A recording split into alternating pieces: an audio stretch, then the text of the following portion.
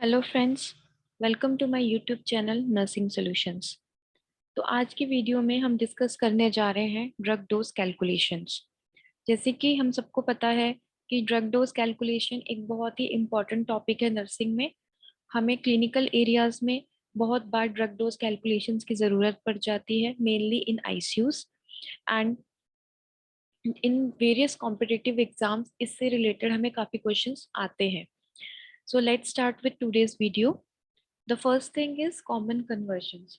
हमें पता होना चाहिए कि अगर हम लीटर्स की बात करते हैं तो 1 लीटर में कितने एमएल होते हैं, 1 ग्राम में कितने एमजी होते हैं, 1 आउंस में कितने एमएल होते हैं।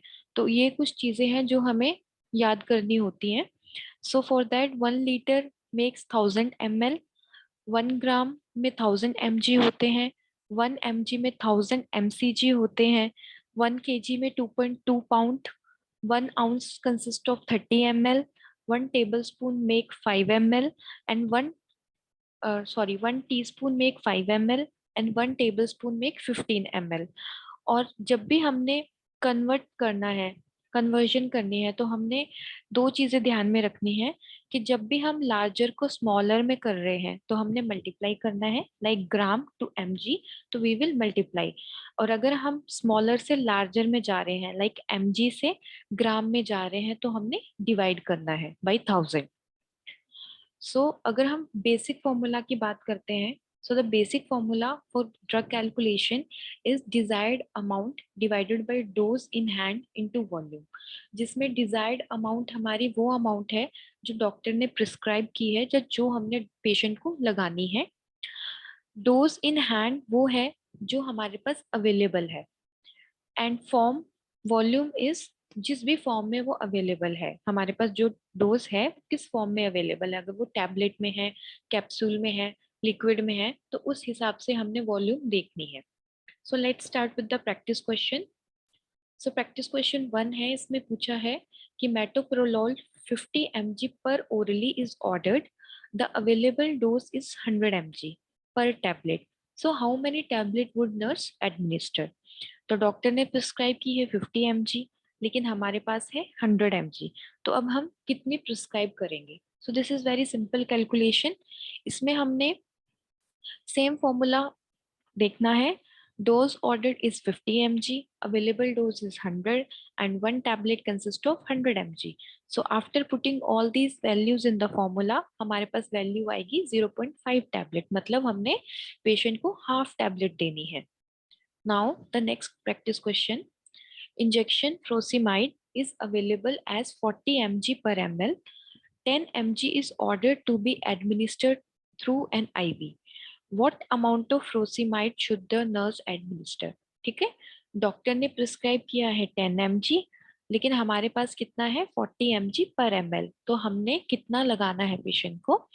So after putting all this values, 10 mg बोला है, 40 mg हमारे पास अवेलेबल है इन 1 ml, so that is 0.4 ml। मतलब उस 1 ml में से 0.4 ml निकाल के हमने पेशेंट को आईवी लगाना है। Now, the next practice question is, syrup Dilantin 125 is available as 125 mg per ml. Doctor has ordered to administer 0.3 gram per orally. How much ml of syrup the nurse will administer? तो इस question में सबसे main चीज क्या हमने देखनी है कि हमारे पास जो अवेलेबल है वो है mg में, लेकिन डॉक्टर ने जो प्रिस्क्राइब किया है वो है ग्राम में। तो इसको करने के लिए सबसे पहले हम ग्राम को mg में चेंज करेंगे, और उसके बाद फिर हम इन वैल्यूज को पुट करेंगे। So after converting gram we will get 300 mg।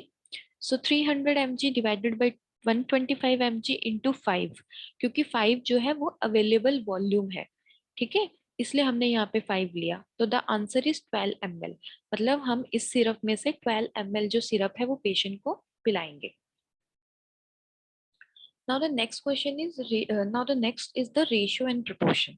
ठीक है, ratio and proportion, again it is very simple formula is, and it is one of the oldest formula.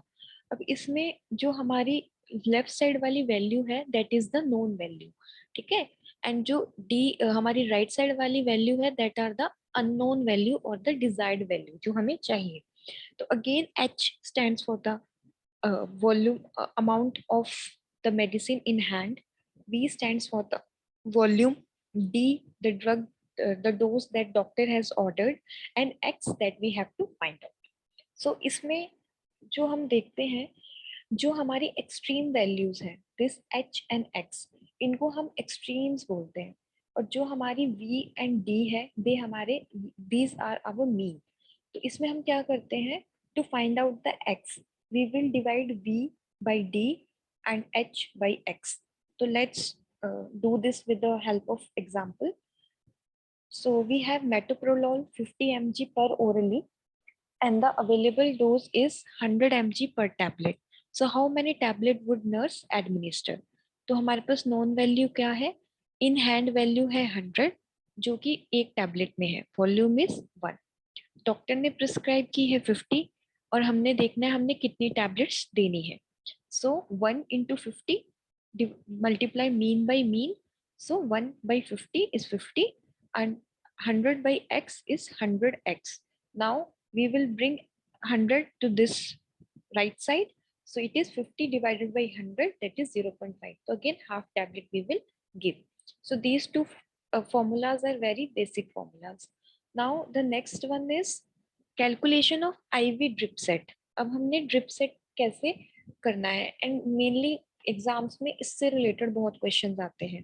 सो इसमें जो सिंपल फॉर्मूला है that is volume of fluid to be infused in ml into drop factor divided by time in minutes. अगर हम drop factor की बात करते हैं तो हम एडल्ट्स में मैक्रो ड्रिप सेट यूज करते हैं जो कि 16 हम उसमें ड्रॉप फैक्टर लेते हैं, और पीडियाट्रिक और बच्चों में हम माइक्रो ड्रिप सेट करते हैं जो कि 60 ड्रॉप्स लेते हैं हम ड्रॉप फैक्टर. तो let's do this calculation with the practice question. So हमारे पास क्वेश्चन है, a doctor ordered 1.5 liter of RL solution to be administered intravenously to a patient over the next 12 hours. Calculate the rate of flow if the IV tubing delivered 20 GTT per ml. So इसमें इन्होंने बोला है कि doctor ने 1.5 litre RL दिया है prescribe करने के लिए, 12 घंटे में खत्म करना है, एंड ड्रॉप फैक्टर जो है वो है 20. अब इसमें अगर हम फॉर्मूला देखते हैं तो फॉर्मूला में हमें ml पूछा है इन्होंने, लेकिन हमारे पास तो लीटर में है ये, और यहाँ पे मिनट्स में बात की है लेकिन हमारे पास तो आवर्स में है. तो इसलिए इन दो चीजों को हमने पहले सेम यूनिट में चेंज करना है. So the 1.5 litre will be converted into ml जो कि 1500 ml बन जाएगा, एंड टाइम जो है इसको मिनट्स में चेंज करने के लिए हमने 12 इंटू 60 करना है because 1 hour make 60 minutes. So 12 into 60 is 720 minutes. तो इन सभी वैल्यूज को जब हम पुट करेंगे 1500 इंटू 20 डिवाइडेड बाई 720, तो दैट मेक 42 ड्रॉप्स पर minute. Now the next practice question is,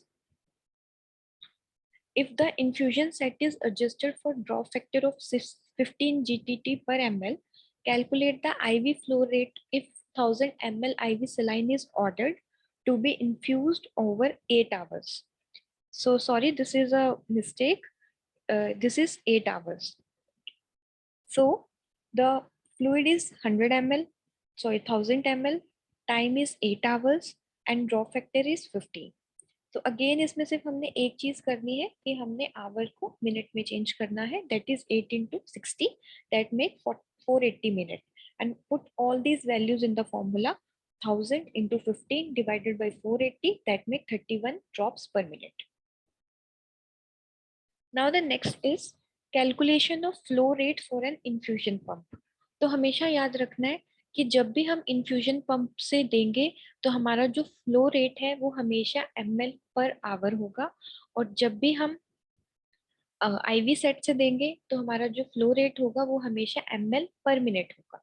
इसलिए हम वहाँ पे मिनट्स आवर को मिनट में चेंज कर रहे थे, लेकिन यहाँ पे हमें चेंज करने की जरूरत नहीं है क्योंकि हमें वो आवर में चाहिए.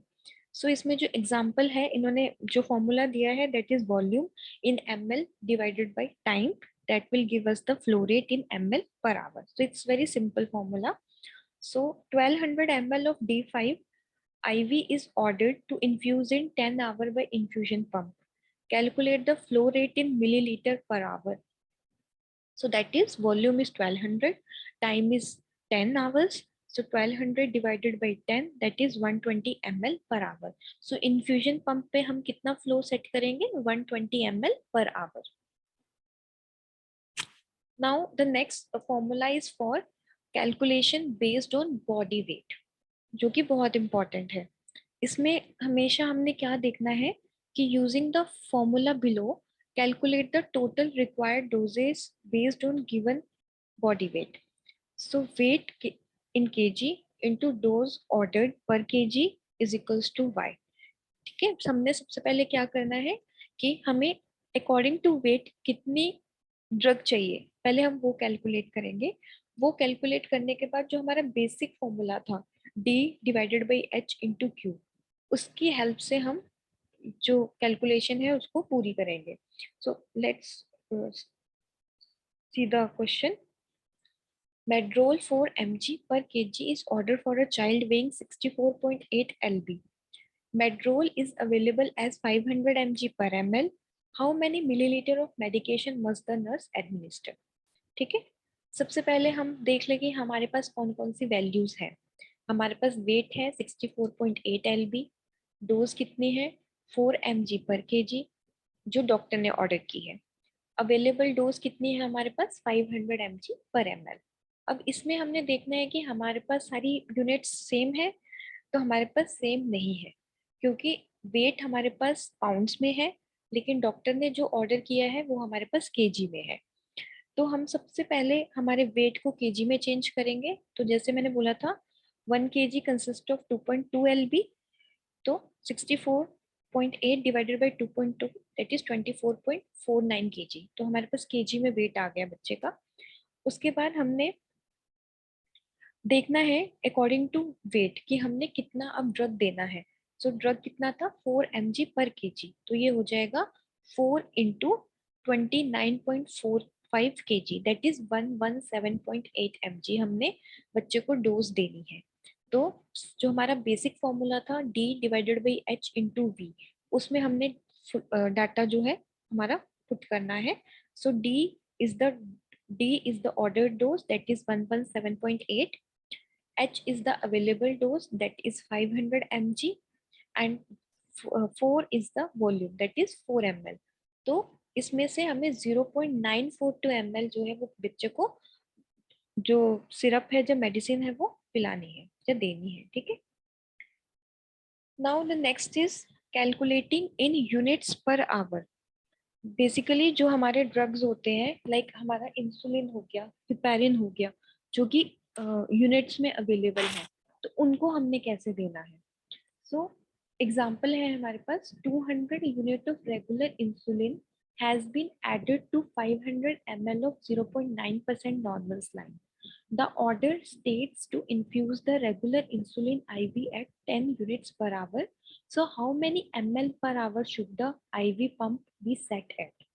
तो 500 ml में 200 यूनिट्स रेगुलर इंसुलिन डिजोल्व कर दिया, और जो डॉक्टर ने ऑर्डर दिया है वो है 10 यूनिट पर आवर कि 1 घंटे में 10 यूनिट जाना चाहिए. तो हमें पहले ये पता करना है कि 1 ml में कितने, मतलब 1 ml में कितने यूनिट्स हैं और 1 ml सॉरी 1 आवर में कितने ml जाना चाहिए.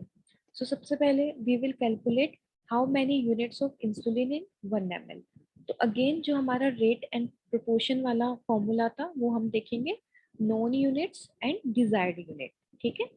तो 200 यूनिट इन 500 ml है, तो how many units in 1 ml. So simple, हमने हमारे मीन एंड जो एक्सट्रीम है उनको मल्टीप्लाई करना है. तो by this we will calculate कि 1 ml में 0.4 यूनिट्स है. ठीक है.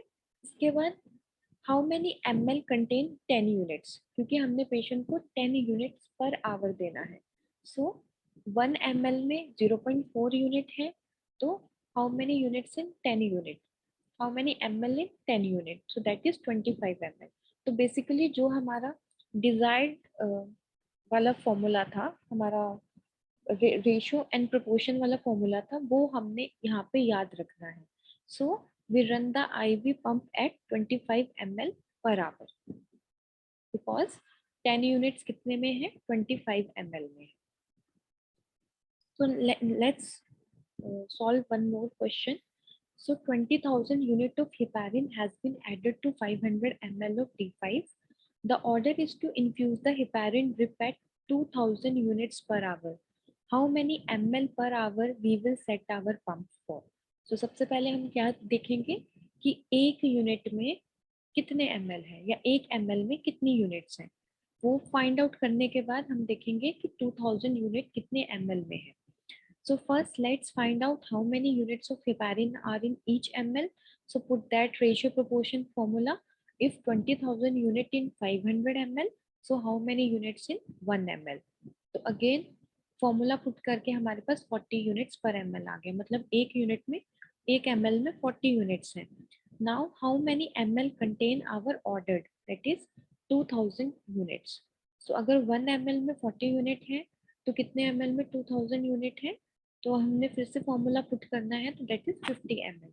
So we will run our pump at 50 ml per our.